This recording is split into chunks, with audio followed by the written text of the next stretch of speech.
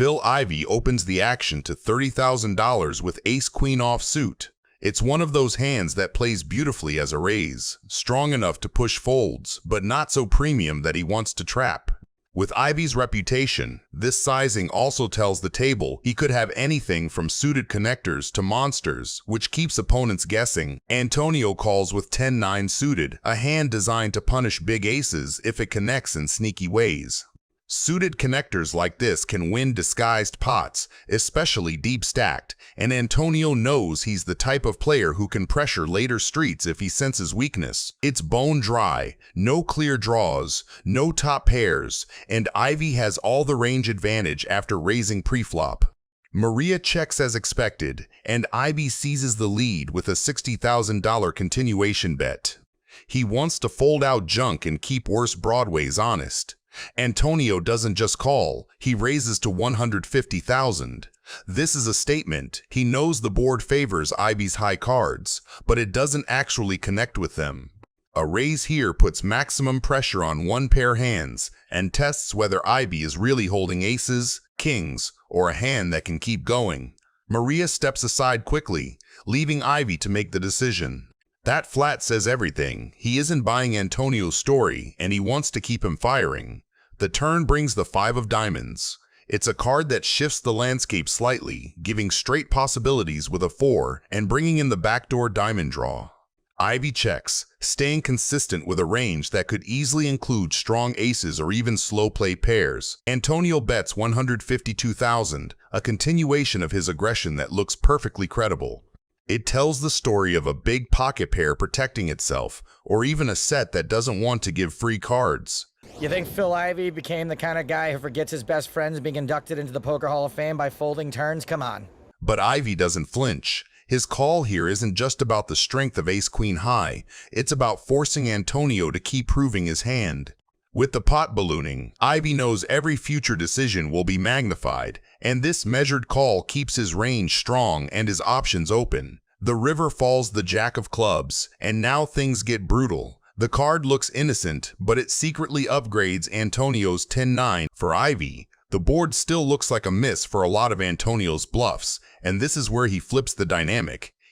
I just realized if he bets here and it's a bluff, he could go to the cage. That's a huge bet. That's 60% of his chips.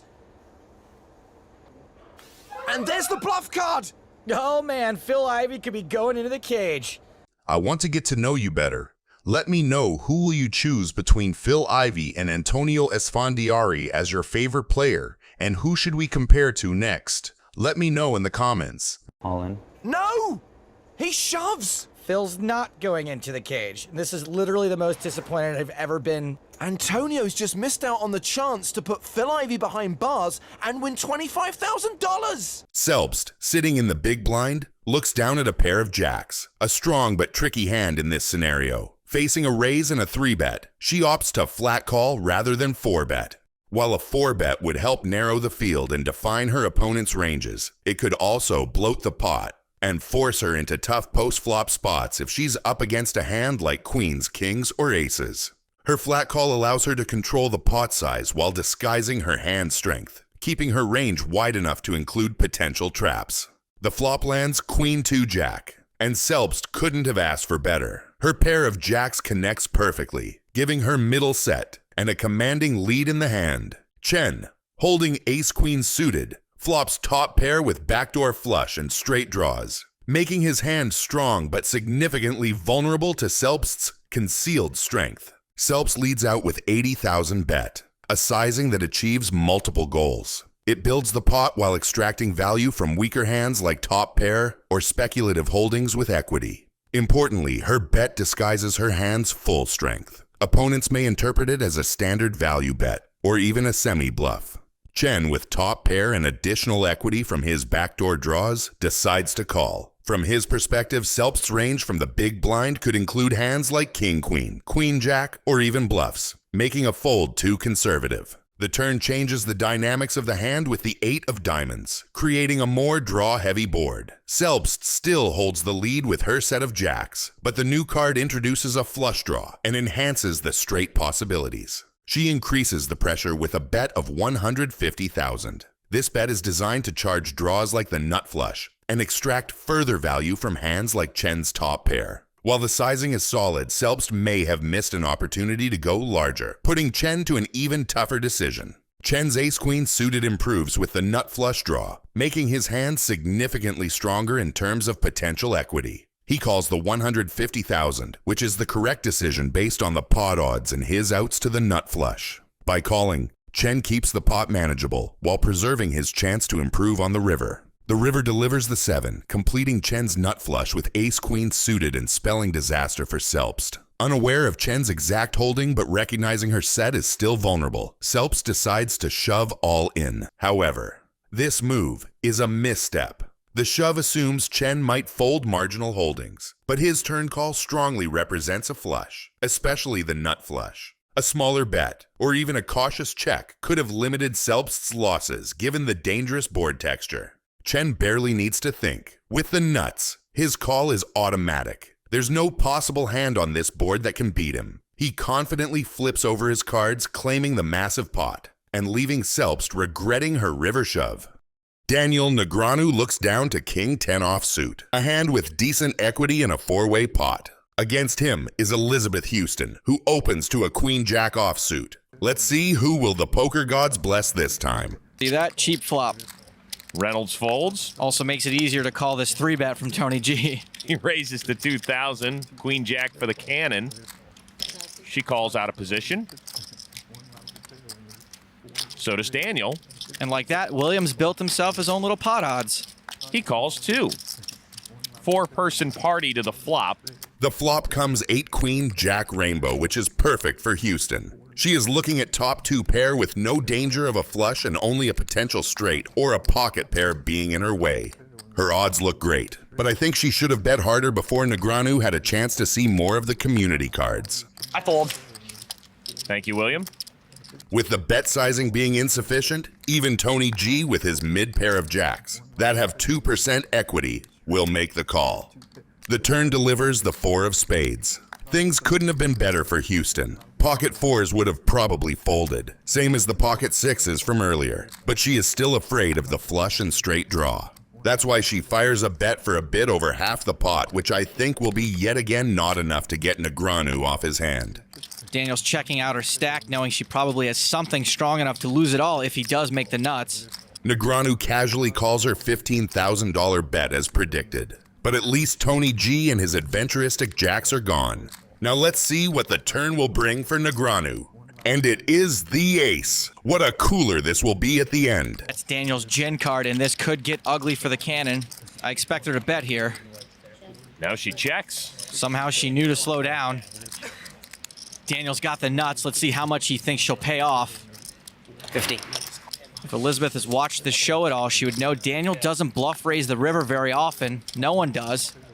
If Elizabeth makes this call, she'll have less than 30,000 remaining in her stack. Call. Ouch. She sees it. Damn it. You come to my game and you're wasting my time. Tony G trash talked this guy for wasting time. So much that he ended up folding aces. But how did we get to this point?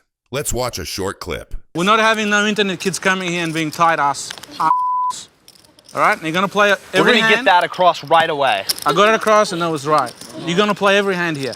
You don't come here and play tight, okay? Okay. Come on internet you play like in 1 second. And when you come here now, you come to my game and you're wasting my time. Amanda, bring a tricycle. These kids are coming here, taking me on. Tony, calm down, please. All of this fighting that we just saw culminates in the hand we are taking a look at today. Our hero is holding ace-jack offsuit and has already raised to $2,500. Let's see where his aggression will take him and us. 6 trays suited, good enough to call for Daniel. Queen Jack for Alan Berry, who folds. It's a little tight, but he is dominated. And Reynolds folds. Also tight, both guys were out of position to the razor. I'm very unhappy right now. The flop comes deuce ace king with a flush draw for Negreanu and top pair for our hero. With everybody but Negreanu folding, our hero is in prime position with his pair of aces to take over the pot. He fires a small bet of $4,000, which Negreanu casually calls. I would bet more aggressively and try to defend the top pair from the flush draw. The turn, the 10 of diamonds. Roble picks up a straight draw. Daniel misses. This 10 on the turn is a tricky one. On one hand, it denies the flush draw, but on the other opens up the straight draw. Negreanu bets a bit over half the pot and is bluffing really hard and praying the river delivers him a flush. Let's hope our hero sees through his bluff and at least call. And call he does. With the top pair and a gut shot straight draw, it will be crazy to fold the hand. The river delivers another 10, which completely wrecks both of our guys' hopes. The only question is who will bluff trip 10s first. Daniel's got air, but if he wants to win this pot, he's going to have to use that air to blow Andrew off his hand. After a short consideration, Negreanu fires a bet of $18,000, which sits at a bit over half the pot. And that bet will trigger a huge blow-up from Tony G, who is not even in the hand. Negreanu's bet is big from the perspective of our hero, so he takes his sweet time to consider his next action, which is usually completely reasonable on a cash game table, but not when Tony G is in the picture. I'm going to walk out. If these guys are going to come here, waste my time, I'm going to walk out of the game. It's a joke. F***ing hell, he's thinking 20 minutes every f***ing hand he's playing. F***ing nit. Here comes floorman Tom Keene, who's received more airtime than Hoyt Corkins, who went broken 8 hands on the big game. All right, Andrew, we're going to go through the same thing. You play online, it's like quick. 2 seconds, bang, bang, they're pressing buttons. They come here, they freeze up. With the countdown already ticking, all the pressure in the world was on our hero and his pair of aces. Let me know in the comments what is the best hand that you regret folding. He folds. What? You're just not believable anymore, okay? Stop. Hellmuth kicks things off with pocket kings. He was getting a bad beat after bad beat on this table. So now his fortunes seem to be turning around. Hellmuth with kings now? Well, he's lipped it a bunch. Let's see if he keeps it balanced.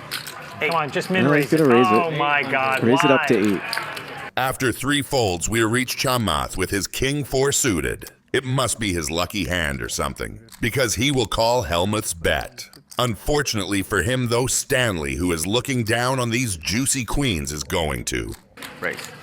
Raise it. 5,200. There's the 3-bet. Just a call from Phil. No 4-bet. Getting the other people out. That's going to bring Keating in, I'm sure it does. Hellmuth is probably silently screaming from happiness on the inside.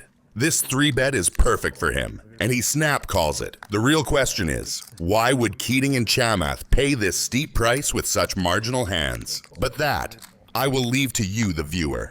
The flop comes 8-7-8 rainbow. It might not be perfect because sometimes pair of 7s or 8s gets through this 3-bet to see the flop. But Hellmuth should be reasonably happy with how it turned out for now. Stanley bets $5,000 again. And this time out, only Hellmuth will make the call, with Keating and Hellmuth finally taking the smart and right option of folding those weak hands. And the queen on the turn! Oh, we're going to see some steam. Gentlemen, I can officially attest to the fact that Hellmuth is probably the unluckiest player I have ever seen. This queen is about to wipe the calmness off of Hellmuth's face. The only question left is will Choi play it so he extracts maximum value plus a bonus of Hellmuth's rage at the end. That 21. All right, 21,000. Wow.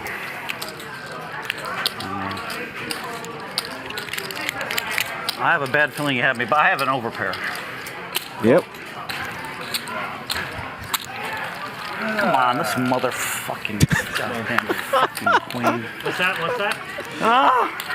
Mayhem kicks things off with pocket 3s. He raises to $400, but Nick and Francisco call with pocket 9s and king-queen suited. Thumbs up yet? Please do so. Wow. Whoa! Ludacris also calls with pocket deuces. This hand is gonna be epic. Mike X looks at 5-4 offsuit. Not the best hand, but in a 5-way pot, I think it deserves to see a flop.